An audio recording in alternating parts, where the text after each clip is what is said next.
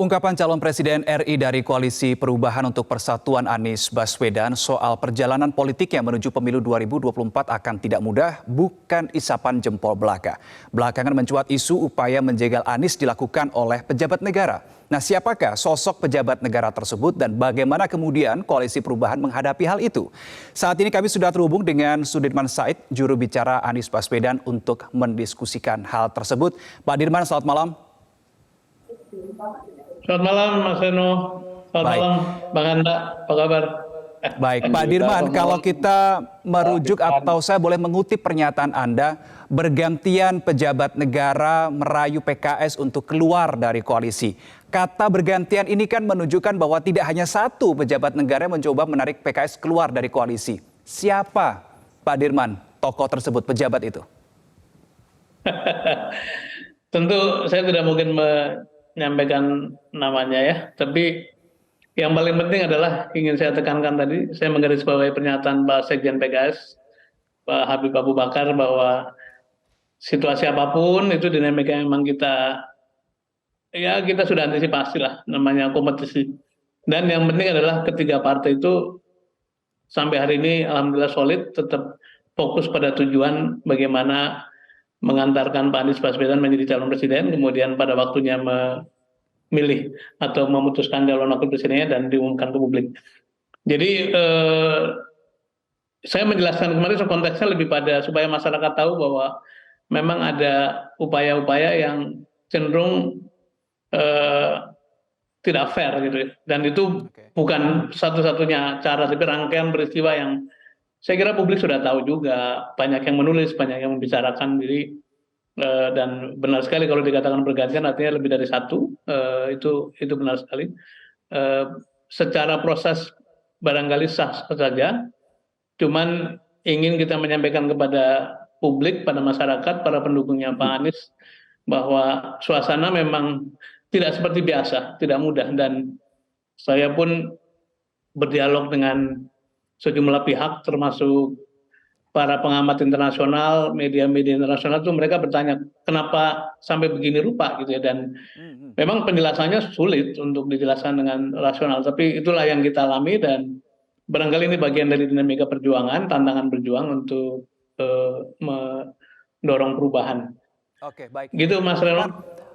Upaya-upaya untuk menjegal Anies kemudian menjagal koalisi ini apakah dirasakan sejak pendeklarasian tanggal 3 Oktober pertama kali terhadap Anies Baswedan atau baru-baru ini saja terjadi? Tanpa bermaksud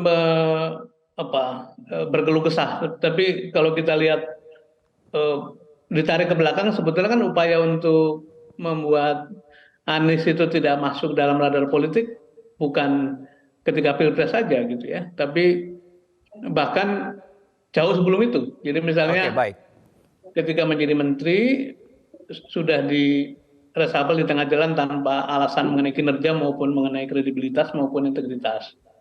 Kemudian ketika maju ke Pilgub juga sebetulnya kan luar biasa tuh hantaman kiri kanan, dan Tuhan memberi jalan bahwa Pak Anies akhirnya memenangi pilkada meskipun Pak Dirman. Kemudian kalau merujuk pada perkataan Anda pejabat negara bergantian, salah satunya mungkin yang seringkali terliput oleh media adalah Sandiaga Uno yang sering mendatangi PKS. Apakah Sandi juga termasuk salah satu pejabat negara yang Anda maksud? Saya tidak bisa menyatakan dalam forum ini, tetapi silakan masyarakat menilai, menimbang-nimbang, menganalisis, dan masyarakat sudah cerdas. Pemirsa Metro TV juga menyaksikan. Jadi silakan tapi saya tidak bisa menyebut nama maupun identitas maupun posisi. Itu rasanya tidak etis. Oke, baik.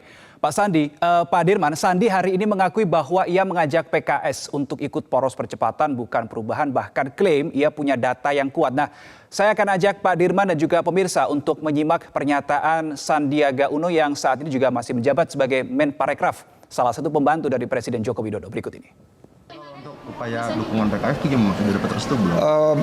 Kita masih berupaya karena tentunya PKS adalah sebuah partai besar yang menurut saya adalah aset bangsa juga, dan mereka memiliki internal proses juga. Ini menawarkan sebuah kepemimpinan, jadi jangan diartikan bagian daripada penjagalan. Enggak sama sekali. Justru saya menawarkan pemikiran ini, seandainya teman-teman bisa menerima dan memberikan pertimbangan, ayo kita sama-sama membangun bangsa. Mas Sandi ada juga yang menyebut bahwa Mas Sandi merayu PKS untuk keluar dari koalisi perubahan. Enggak sama sekali. Saya bilang kalau koalisi perubahan sudah sepakat dengan capres, cawapres, dan semua pembagiannya ke depan, dengan juga kekuatan daripada dukungan, saya ikhlas. Menurut saya itu yang terbaik buat bangsa ini, silahkan. Tapi kalau beliau dari teman-teman PKS ini bisa mempertimbangkan apa yang saya tawarkan, karena saya didukung data, dan data ini menunjukkan bahwa mayoritas rakyat Indonesia menginginkan keberlanjutan. Tapi bagaimana caranya PKS bisa ikut bagian daripada poros percepatan ini? Nah, ini tentunya kan kita bicara bagaimana membangun bangsa bersama. Ya, kita sudah simak bersama Pak Dirman dan juga pemirsa pernyataan disampaikan oleh Sandiaga Uno yang mengakui bahwa ia pun juga sempat mendatangi PKS untuk menawarkan masuk begitu ke poros percepatan begitu. Nah, terkait dengan penjagalan Anies Baswedan ini, Pak Dirman, yang Anda sampaikan beberapa waktu lalu, Sekjen PDIP Hasto Kristianto ini curiga kalau pernyataan Anda soal adanya upaya menjegal Anies ini sebagai hal yang diada-ada. Apa tanggapan Anda, Pak Dirman? Terlalu banyak jejak digital yang memberi bukti-bukti itu ya. Dan misalnya Prof. Denny Indrayana itu bukan orang sembarangan, itu menderek sejumlah fakta. Bukan spekulasi, tapi fakta-fakta yang dialami. Tapi juga kesaksian dari para pimpinan partai kan, dan juga yang dialami oleh pimpinan partai. Baik partai PKS yang sedang kita bahas, kemudian Partai Demokrat, tapi juga yang lebih luar biasa adalah yang dialami oleh Nasdem, karena Nasdem adalah pengusung pertama dan ditulis oleh media, luas sekali dibaca, bahkan diulas oleh satu majalah mingguan yang punya credibility bahwa tidak hanya yang dialami Nasdem itu tidak hanya soal-soal tekanan politik, tapi juga sampai urusan usahanya pimpinan Nasdem pun diganggu, dan itu semuanya berkaitan sama proses ini.